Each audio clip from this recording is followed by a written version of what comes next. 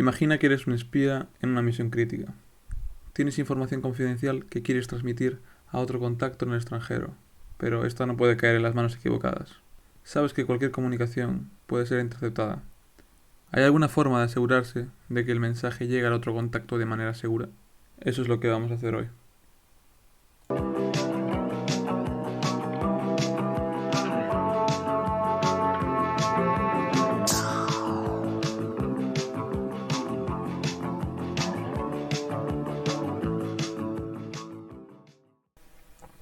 Bueno, hello, hola a todos, bienvenidos a Passpou.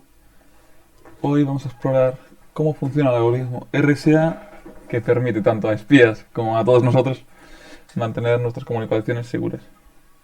Bueno, para introducirlo un poco, RSA es uno de los algoritmos de criptografía de clave pública más utilizados y fue inventado en 1977 por estos tres señores de aquí, Ronald Rivest, Adi Samir y Leonard Adleman. La diferencia conceptual entre una clave simétrica, explicación sencilla, entre un algoritmo de cifra simétrica y asimétrica. En primer lugar, el algoritmo de clave pública, también conocido como asimétrico, es un método que usa diferentes claves, dos claves distintas, una pública y una privada, que tenemos aquí señaladas como clave 1, clave 2. La clave pública, como su nombre indica, se puede compartir con, con quien tú quieras, con cualquier persona, y es la que se usa para cifrar, o sea, lo que sería ocultar nuestros datos. Mientras que la clave privada es la que se debe mantener en secreto, como su nombre indica también, que es la que nos va a permitir descifrar los datos que hayan sido cifrados por la clave pública, la clave 1. Mientras que la simétrica simplemente tienes una clave, que es la misma tanto para cifrar como descifrar. Un algoritmo aquí muy utilizado, AES, Yandel, bueno, pues es el algoritmo estándar. Y esto nos presenta una ventaja principal en entornos como este. Por ejemplo, en la situación de nuestro espía, que quiere retransmitir aquí esta información, que conoce dónde está la flota 11, esto es un mensaje original de la Segunda Guerra Mundial, pues imaginemos que este espía quiere comunicárselo al B, pero por definición el canal de transmisión va a ser siempre inseguro. Por tanto, si este le envía la información en texto plano, obviamente va a ser interceptada y bueno, eso no lo quieren, ¿no? ¿Qué pasa? Podrían pensar de utilizar algoritmo simétrico, un algoritmo simétrico. El problema de esto, que si tú quieres transmitir la clave, lo vas a tener que transmitir por el canal. Por tanto, esa clave sería interceptada. Y luego, aunque cifres, porque por defecto, por definición, es inseguro el canal, ¿no? Entonces, si esa clave fuera interceptada, luego, aunque todos los mensajes que enviásemos de A a B estuvieran encriptados con la clave, bueno, con algoritmo simétrico, pues en teoría no debería haber problemas si tienes la clave. ¿Qué ventaja presenta nuestro algoritmo, un algoritmo asimétrico en esta situación? Pues que la gente B le envía su clave privada, su clave pública al agente A por el canal, da igual que le intercepten, es la clave pública. Entonces, este cifraría su información con esta clave pública y se la enviaría cifrada una vez ya al, al espía B. Y este la podría descifrar sin ningún problema con su clave privada. Y esta es la principal ventaja que presenta. Bastante sencillo, explicado de una manera sencilla, pero aquí se puede ver claramente la potencia que tiene este tipo, la criptografía simétrica. Se usa, esto es un ejemplo muy burdo, ¿no? Porque de hecho en la Segunda Guerra Mundial no había algoritmos asimétricos, pero de hecho tuvieron problemas porque tenían la máquina Enigma y tenían como es como, bueno, son rotores, pero es algo parecido a la simétrica y tenían libros de las posiciones y cuando eran interceptados, porque el canal no es seguro por definición, pues consiguieron descifrar varios mensajes y luego incluso el algoritmo se llegó a romper. Bueno, como con este vídeo se busca que la mayor cantidad de gente logre llegar a entender el algoritmo RSA, vamos a explicar unas bases matemáticas que nos harán falta para explicar el algoritmo. Son bases, es básicamente aritmética modular. El primer concepto que vamos a analizar es el concepto de módulo. Bueno, la operación de módulo se denota como mod n, bueno, como a mod n. Por ejemplo, aquí sería a mod n en un ejemplo. Y se define como, dado un número entero a, positivo y un positivo n, el residuo que da a al dividirlo entre n, pues es un entero r. Este r sería el resto del módulo. Esto sería como la definición más formal, ¿no? Y una forma muy fácil de verla también, por un ejemplo, o sea, bueno, aquí teníamos, por ejemplo, el número 35, ¿no? Este es el ejemplo que acabo de decir. O sea, tenemos el número 35, el número entero a, que es 2 por 17, y el resto, ¿cuál es? 1. Muy bien. Vale, luego, una forma más fácil de verlo, que lo traté de expresar aquí como buenamente pude, pues es que yo tengo a, que sería 35, por ejemplo, menos, que le voy a restar k, que viene siendo, bueno, le voy a restar n, k veces, hasta que a sea menor que n. Por ejemplo, aquí 35 le restaría 2, 2, 2, 33, 31, así, hasta llegar a 3, 1. Cuando veo que 1 es menor que el módulo 2, pues,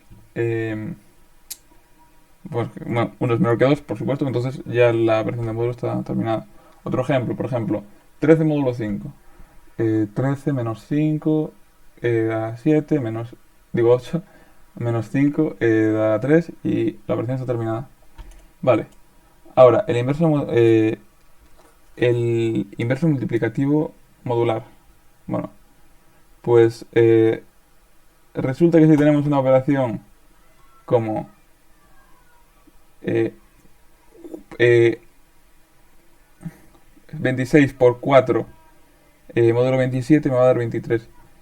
Y existe un número que es el inverso multiplicativo que es que no existe por definición aquí la división. Es como la división, multiplicar por el inverso no es lo mismo. O sea, en la aritmética modular no existe la división. Entonces, 26 por 4 módulo 27 me da 23. Si yo quiero revertir, no tendría que dividir entre 4. Tengo que multiplicar por el inverso de 4 en módulo 27. ¿Ok? Entonces, ¿cuál será este inverso? Este inverso no siempre va a existir, pero bueno, este inverso sería 7. Luego vamos a ver el algoritmo extendido de Euclides para calcularlo, que es al final lo que se usa, porque es un algoritmo que ya veremos que es bastante rápido, bastante eficiente y converge en muy pocos pasos. Bueno, eso. Tengo el inverso, 4, de 4 en módulo 27, que es 7. Bueno, entonces, el resultado que me da, 23, lo multiplico por 7 y me da 26. Volvemos al valor inicial. O sea, lo que hace el 4 lo deshace el 7. Eso es lo que es el inverso, multiplicando. Por ejemplo, si sacamos 26 por 4, módulo 27, 23. Y luego 23 por 7, módulo 27 es 26. Bueno, este inverso va a existir y será único si C y N, bueno, no sé, aquí por ejemplo C y N,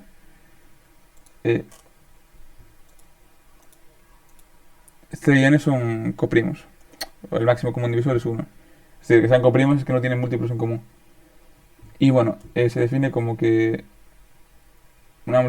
esta es una propiedad que es así. De hecho, aquí también podríamos, bueno, C por C', o sea, básicamente 4 en este ejemplo, ¿no? Por 7, sería, módulo 27 es 1. 4 por 7, 28, módulo 27, 1, ¿vale? Esto también, no sé, también puede ser una forma de calcular los inversos, si quieres, ¿no? Pero no es nada eficiente. Por fuerza bruta vas probando desde... Si ves que son comprimas, puedes ir probando con el conjunto reducido, bueno, con el conjunto de restos, conjunto completo de restos, y a fuerza bruta, en el momento que esta condición se cumpla, ya sabes que va a ser el inverso. Pero como os digo, hay un algoritmo, el algoritmo extendido de Euclides, que nos va a permitir calcularlo de manera muy sencilla y muy eficiente. Bueno, conjunto completo de restos y conjunto reducido de restos. Al conjunto completo de restos lo llamaremos al conjunto de restos que puede dar una operación módulo. Por ejemplo, el módulo 15, ¿qué restos nos va a poder dar? Nos va a poder dar el 0, por supuesto, 0 módulo 15 es 0. Y luego 1, 2, 3, 4, 5, 6, 7, 8, 9, 10, así hasta n-1, es decir, 14. Porque si metemos el 15, en sí mismo ya 0, y luego si metemos 16 ya volveríamos con el 1, 17. Bueno, 17 con el 2, y así. Entonces son los posibles restos que nos puede dar. El conjunto completo de restos, el conjunto de restos de este número, de un número, va a ser la fórmula muy sencilla, de 0 hasta n-1. El conjunto reducido de restos. Bueno, el conjunto reducido de restos es bastante parecido al conjunto completo de restos o conjunto de restos. Pero ¿qué pasa? Que tiene además la condición que cualquier número de la lista no tenga múltiplos con el n inicial. ¿Vale? Entonces, por ejemplo, 1, 2, 3. 3 no está. ¿Por qué? 3 por 15, o sea, 5 por 3, 15. Entonces es un divisor, ¿no? Es 15, o sea, 15 es un múltiplo de 3. Por tanto, se elimina de la lista. Luego, 4 está, 5 no, obviamente, por la misma razón. 3, 7, ¿vale? Luego, 6 tiene múltiplos en común porque es 3 también, se va fuera. 9 tiene múltiplos en común con el 3. 11, 12. 12 también tiene múltiplos en común con el 3, fuera. Y 13, 14. Y ya está. Vale. Aquí hay varias formas de esta expresión phi de n. La que vamos a usar nosotros en el vídeo va a ser cuando phi de n es la función de Euler, se le llama función de Euler. En RSA va a ser nuestro grupo trampa. Y bueno, pues es un conjunto reducido de restos, una función para calcularla. Cuando n es p por q, es decir, un número por otro, un número primo por otro número primo, importante lo de primo, la función phi de n se va a calcular como p-1 por q-1. Bueno, eso. Y, por ejemplo, 15 es 3 por 5, son dos números primos multiplicados. Y pues phi de 15 va a ser 8. Va a ser la cantidad la cantidad de números que tendremos en el conjunto reducido de restos. 1, 2, 3, 4, 5, 6, 7, 8. Tenemos 8 en total. ¿Esto nos va a ser útil? Sí. ¿Por qué? Porque en el módulo de trabajo que ya veremos ahora de RSA vamos a trabajar con P por Q. El módulo de trabajo va a ser el módulo en el que trabajaremos en el algoritmo RSA. Y este módulo se va a calcular haciendo esta multiplicación y necesitaremos usar la función phi de n para calcular el grupo trampa.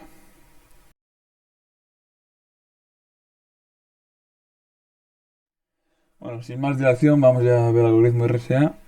Primero, antes de empezar, se eligen dos números primos, P y Q, distintos entre sí mismos. Normalmente, ahora mismo se recomienda de 1024 bits, pero bueno, en este ejemplo, bueno, no voy a trabajar con números de 1024 bits, ¿vale? Vale, ahora calculamos el módulo de trabajo n, que va a ser igual a p por q 187. Y la función phi de en el conjunto reducido de restos, el grupo trampa, en el cual vamos a calcular nuestra clave privada. Phi de n va a ser igual a p-1, como ya vimos, por q-1, 160. Vale, ahora vamos a elegir una clave pública, E. Aquí normalmente se suele elegir, bueno, en casos reales, el estándar es usar el número 4 de Fermat, 2 elevado a 16 más 1, es un número primo.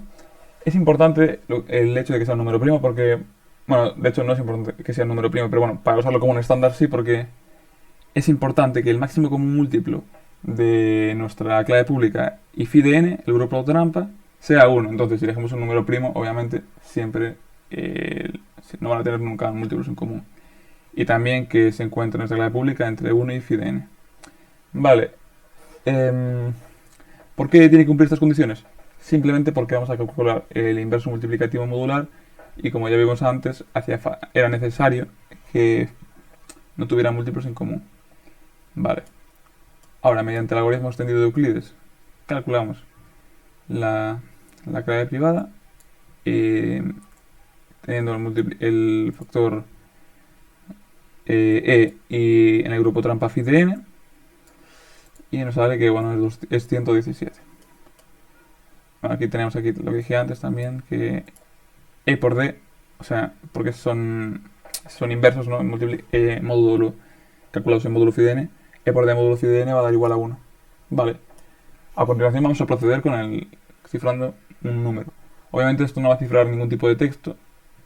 O sea, RSA cifra números en sí mismo, pero ¿qué pasa? Que podemos pasar a los números en texto, a los números de texto con ASCII, con cualquier cosa de eso, o incluso una conversión que te apetezca a ti. Por ejemplo, cambio la A por el 1, la B por el 2, así, y te da, sustituyendo, ¿no? Y luego te da el número, te da 1, 2, 1 y pone ABA, ¿no? Bueno, pues eso. Pero claro, también podemos usar ASCII, me parece más cómodo, pero bueno, el caso que solo se pueden cifrar números. En este ejemplo vamos a cifrar el número 123. Para cifrarlo, cogemos el número n y lo elevamos a la clave privada.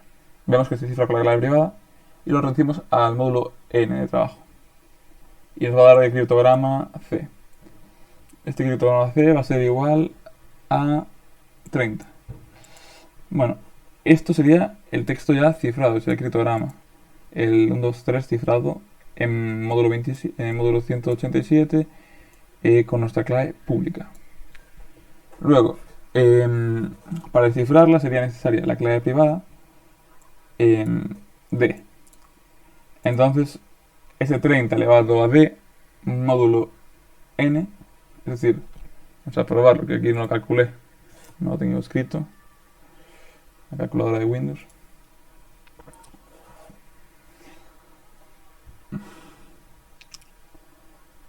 Era 30 elevado a 107, si no me equivoco. 107. Vemos que da un número interesante, pero esto es un número muy pequeño realmente de los números que se trabaja. Módulo n que era 187. Módulo 187.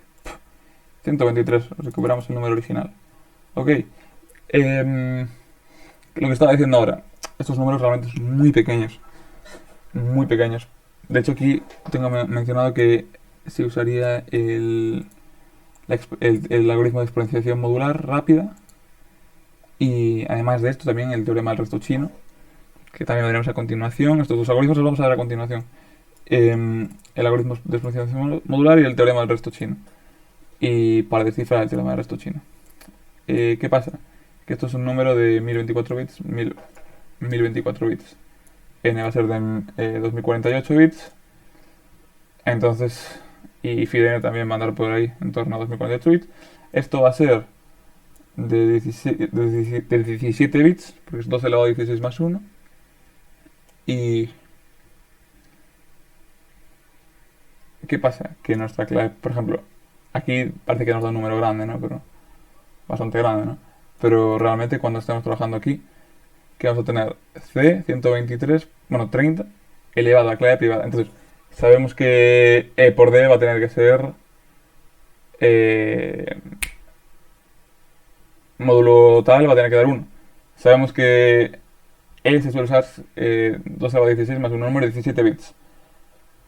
Por nuestra clave privada va a tener que dar un número del entorno, o sea, va a tener que dar FIDN más 1. O un múltiplo de él. Un múltiplo de FIDN más 1.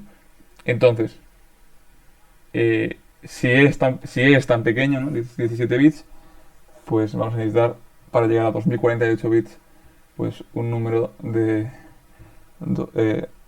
2031 bits. Así, y bueno, claro, esta operación se va a volver infernal. Lo que pasa es que, uno, lo que se va a hacer conociendo el PIQ, se puede usar el teorema de los restos chinos, que es un 70% más rápido, algo así. Nos va a permitir descifrar un 70% más rápido. ¿Por qué? Porque vamos a trabajar en módulo P. Vamos a trabajar en módulo P, que nos va a ayudar mucho a hacer las cuentas. Además, una vez el teorema de tal, vamos a usar la exponenciación modular. En sí mismo esta operación, o sea, si eliminamos el módulo n, esta operación sería bastante infernal hacerla. Pero el hecho de que tenga el módulo al lado, ya veremos que nos ayuda bastante a llegar a la solución de esta operación. Bueno, ahora vamos a ver cómo es posible que elevando a la clave pública a la clave privada llegamos al mensaje inicial, en plan, ¿cómo se puede descifrar?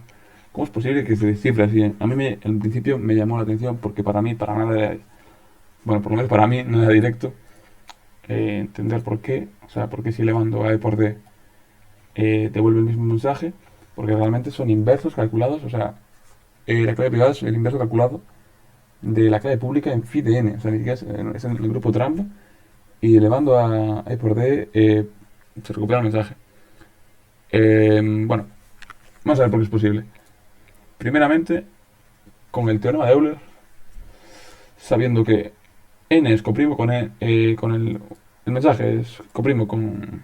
Bueno, en este caso no es el mensaje. N es coprimo con módulo con n pequeñita, n elevado a k phi de n, módulo n, es igual a 1.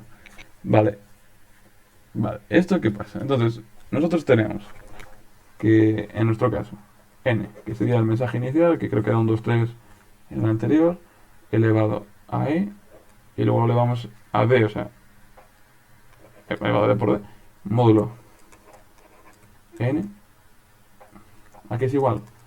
Bueno, hay que tener en cuenta que e por d son inversos. O sea, d es el inverso de e en phi de n. Entonces, lo que está pasando, recordamos aquí que el inverso, lo vemos aquí al principio, mira, eh, eh, e por d, módulo phi de n es igual a 1. O sea, tenemos eso claro. Entonces, e por d módulo phi de n mod phi de n es igual a 1. Entonces, necesariamente, e por d va a tener que ser igual a k, siendo un número entero, por phi de n más 1. Bueno, eso, que e por d necesariamente va a tener que ser k por phi de n más 1. ¿Por qué? Porque el módulo, o sea, si empiezas a restar, es la explicación esa sencilla que he dado, si empiezas a restar phi de n a e por d va a tener que dar 1. Entonces, necesariamente va a tener que ser esto. Entonces, lo que estamos haciendo aquí es, pum, n elevado a phi de n al grupo trampa más 1, módulo n.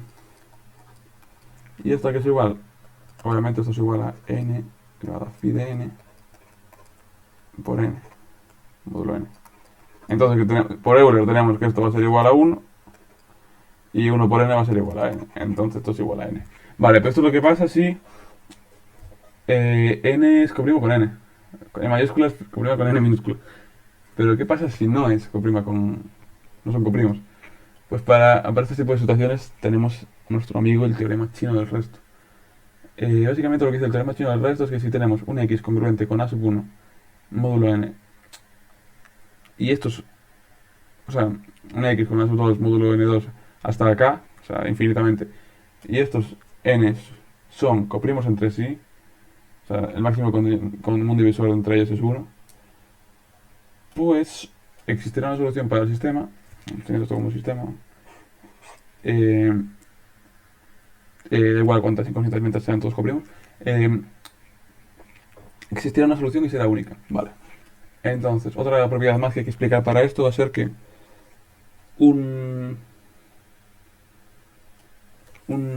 A sub 1 A es congruente, bueno, la congruencia lo expliqué antes en las bases, básicamente quiere decir que si aplico el módulo a B y le aplico el módulo a va a dar el mismo resultado, ¿vale? O sea, módulo de A módulo n es igual a B módulo n, ¿vale? Bueno, pues teniendo esto en cuenta, si n es, bueno, pues esto, ¿vale? Pues ahora A va a ser congruente con B si módulo de, en módulo D, siendo D obviamente un divisor de n. Esto es una propiedad que se cumple. Vale, por ejemplo, calculadora. Que tenía abierta que había hecho un ejemplo antes, pero bueno. Vale, tenemos número 1423. Módulo 77. 37. O sea, tenemos que 1423 es congruente con 37, ¿no? Sí. en módulo 77. Em,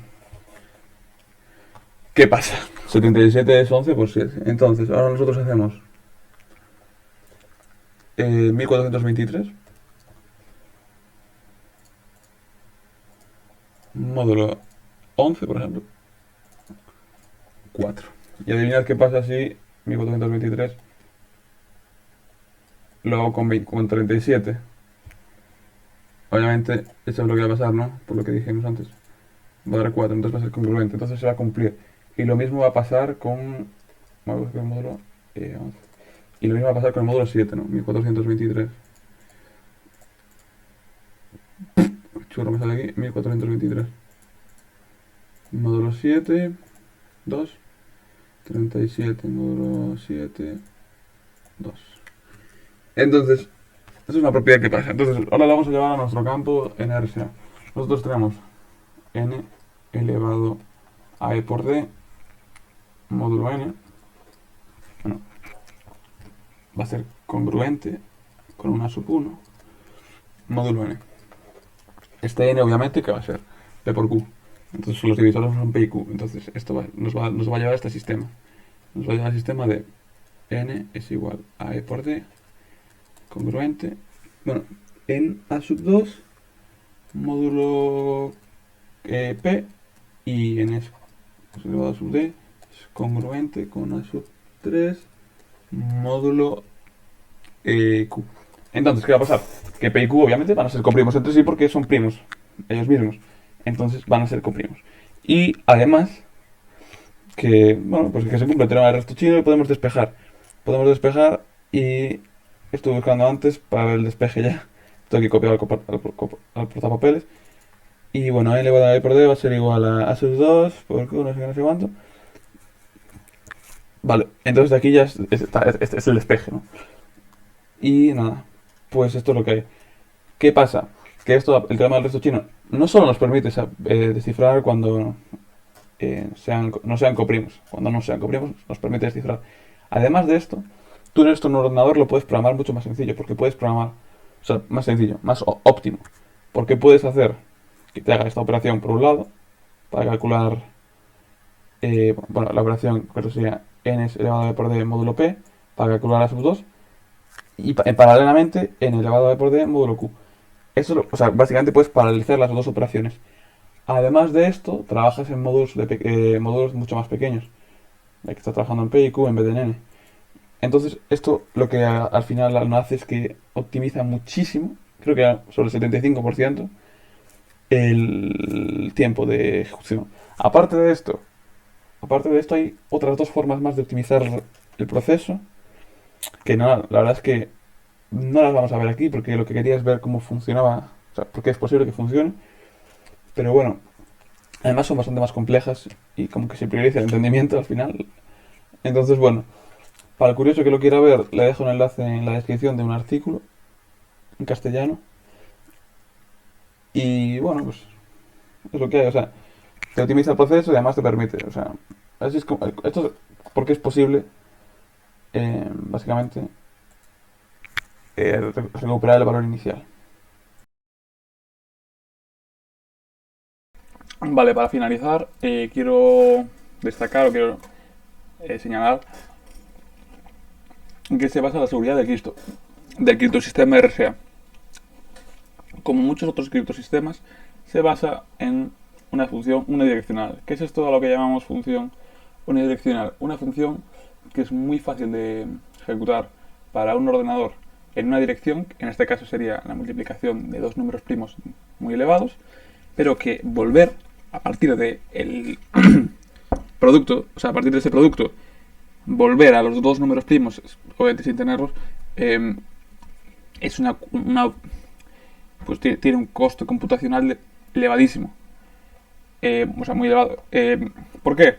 Porque no tenemos ningún algoritmo conocido bueno, eficiente para realizarlo.